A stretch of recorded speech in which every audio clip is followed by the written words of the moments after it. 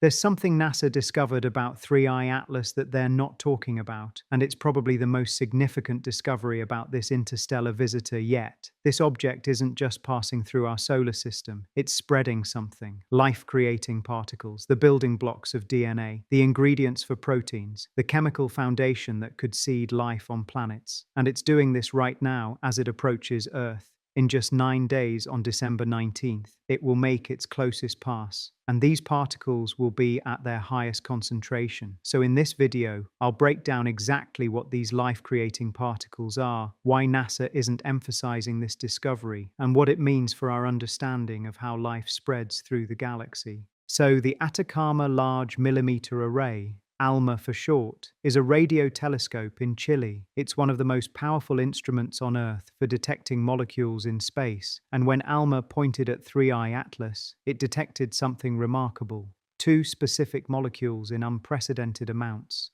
The first is methanol, that's CH3OH, one carbon atom, four hydrogen atoms, and one oxygen atom. And 3I Atlas is releasing methanol in amounts we've never seen before from a comet.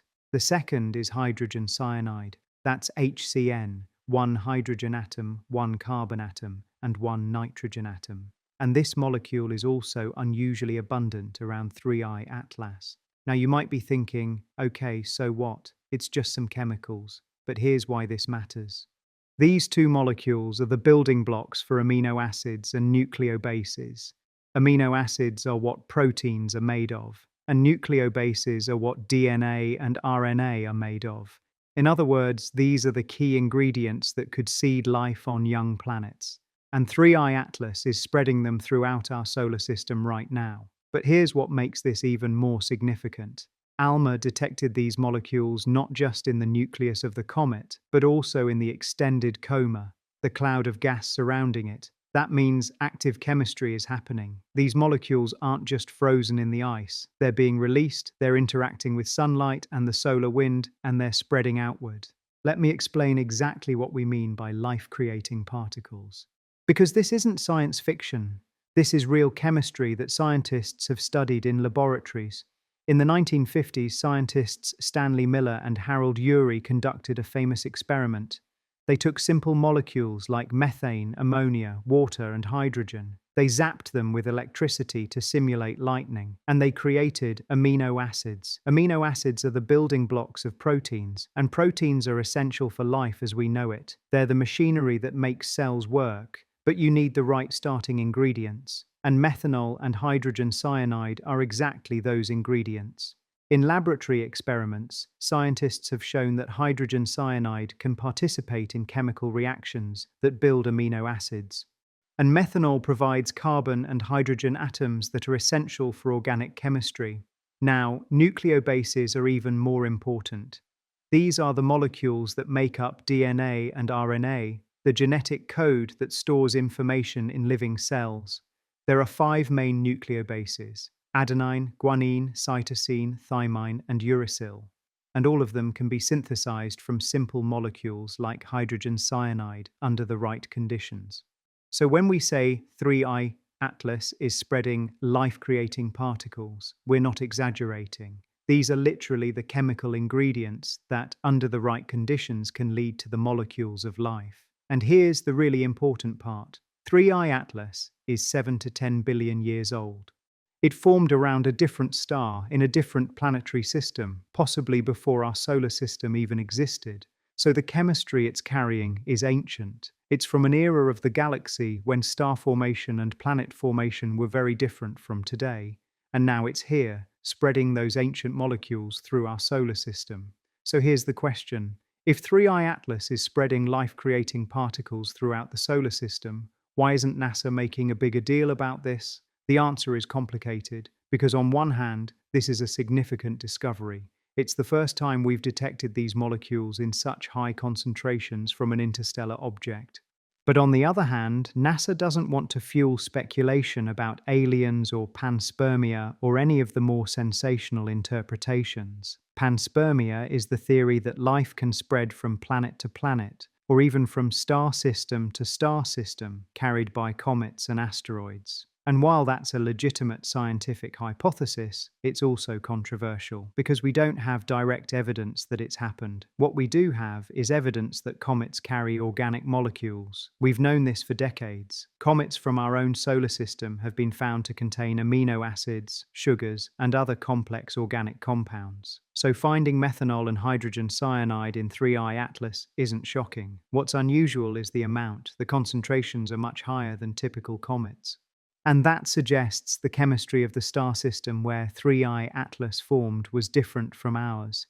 But NASA is being careful not to overstate the implications. They're presenting this as a scientific discovery about comet chemistry, not as evidence that 3I Atlas is seeding life in our solar system. Because here's the reality: even though these molecules are the building blocks of life, they're not life itself. You need a lot more than just methanol and hydrogen cyanide to create living cells. You need liquid water. You need a stable environment. You need energy sources. You need time for complex chemistry to occur. So while 3I Atlas is spreading interesting molecules, it's not spreading life, at least not in any direct sense. But let's talk about panspermia for a moment. Because this discovery does have implications for that theory. The idea behind panspermia is that life doesn't have to originate independently on every planet. Instead, the building blocks of life, or even simple microorganisms, could be transported between planets or even between star systems. And comets are the perfect delivery mechanism. They travel vast distances. They survive in the harsh environment of space for millions or billions of years. And when they enter a planetary system, they release their cargo of organic molecules. If a planet has the right conditions, liquid water, a stable atmosphere, energy sources, those molecules could potentially kickstart the chemistry that leads to life. Now, we don't know if this has actually happened. But 3I Atlas is proof that the mechanism exists. This object traveled through interstellar space for millions of years. It encountered 93 different stars over the past 10 million years, and now it's here, releasing methanol and hydrogen cyanide into our solar system. If it had encountered a young planetary system with a habitable planet, it could have delivered these same molecules there. And if that planet had the right conditions, those molecules could have contributed to the origin of life. This is why the discovery is so significant. It's not that 3I Atlas is going to seed life on Earth. We already have life, and we're not in the right conditions to be affected by a comet passing 170 million miles away, but it shows that interstellar comets can carry the chemical ingredients for life.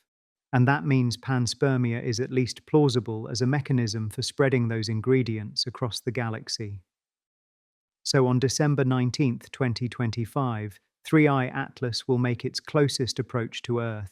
It will pass at a distance of about 170 million miles. That's roughly 1.8 astronomical units. NASA has been very clear. This poses zero danger. It's not going to hit us.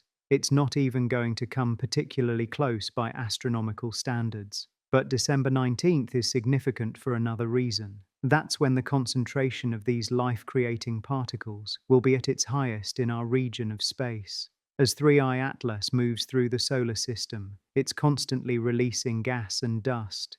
That material spreads out, forming a trail behind the comet.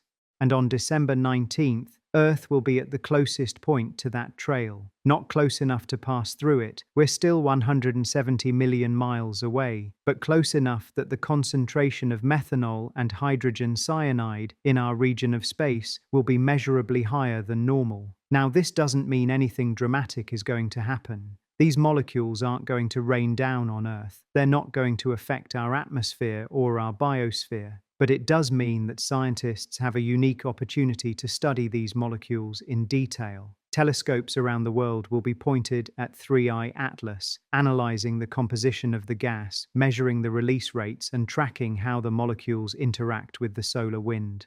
This is our best chance to understand the chemistry of an interstellar visitor. And after December 19th, that chance will start to fade.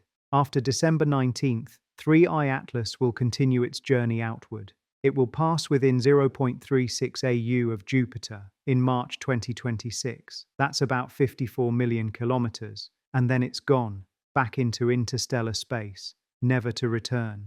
By spring 2026, it will be too faint for most telescopes to observe. The trail of life-creating particles it's been spreading will gradually disperse, mixing with the background material of the solar system. And the questions it raised will remain. Questions like, how common are these molecules in interstellar comets? Do all comets from other star systems carry similar chemistry, or is 3I Atlas unusual? We won't know until we detect more interstellar visitors, and that's starting to happen. We've now confirmed 3 interstellar objects in just 8 years: Oumuamua in 2017, Borisov in 2019, and now 3I Atlas in 2025. As our telescopes improve, we'll find more. The Vera Rubin Observatory, which will begin operations soon, is expected to detect dozens of interstellar objects per year, and each one will teach us something new about the chemistry of other star systems, about the diversity of planetary formation, and about the potential for life to spread through the galaxy. So let's zoom out and look at the bigger picture. Because this discovery about life-creating particles is part of a much larger story. Our galaxy is 13 billion years old. It contains hundreds of billions of stars. And around many of those stars, planetary systems have formed. Each planetary system has its own unique chemistry, determined by the composition of the gas cloud it formed from, the types of stars nearby, and the history of supernovas and stellar winds in that region. 3I Atlas formed in one of those systems, possibly 7 to 10 billion years ago. And the chemistry it carries is a snapshot of what that system was like. The high concentrations of methanol and hydrogen cyanide tell us that the gas cloud where 3I Atlas formed was rich in carbon, nitrogen, and oxygen. These are the elements that make organic chemistry possible. And the fact that these molecules have survived for billions of years, frozen in the ice of the comet, tells us that interstellar space is a good preservative. Complex molecules can survive the journey between stars. This has profound implications for astrobiology, the study of life in the universe. Because if organic molecules can survive interstellar journeys, then the building blocks of life can spread from star system to star system. That doesn't mean life itself is spreading, but it means the chemistry that leads to life could be more widespread than we thought. And that increases the chances that life has emerged multiple times in the galaxy. Because if every young planetary system is being seeded with organic molecules from interstellar comets, then the raw materials for life are everywhere. So here we are, 9 days until 3I Atlas makes its closest approach to Earth. And we've just discovered it's spreading life-creating particles throughout the solar system. Methanol and hydrogen cyanide, the building blocks for amino acids and nucleobases, the chemical ingredients that, under the right conditions, can lead to proteins and DNA. NASA isn't making a big deal about this because they don't want to fuel speculation. They don't want headlines screaming about aliens or panspermia or life from space. But the discovery is significant. It's the first time we've detected these molecules in such high concentrations from an interstellar object, and it proves that comets can carry the chemistry of life across vast distances. On December 19th, the concentration of these particles will be at its highest. Telescopes around the world will be studying them, and we'll learn more about the chemistry of another star system. After that, 3I Atlas will fade. It will pass by Jupiter in March 2026 and then disappear into interstellar space forever. But the questions it raised will remain. How common are these molecules in interstellar comets? Can they really seed life on young planets? And what does this tell us about the origin of life in the universe? These are the questions NASA isn't discussing because they're too big, too speculative, too uncertain. But they're also the most important questions we can ask. Because if life can spread through the galaxy on comets like 3I Atlas, then we're not alone. Not because aliens are visiting us, but because the chemistry of life is everywhere. And that ancient visitor from another star spreading its cargo of organic molecules through our solar system is proof that the universe is connected in ways we're only beginning to understand. If you watch to the end, drop me a like and subscribe for more updates. If you want to learn more about the other mysteries surrounding 3I Atlas, check out this video where I break down the impossible mass loss and why it should have broken apart, but didn't. Thanks for watching, and I'll see you in the next one.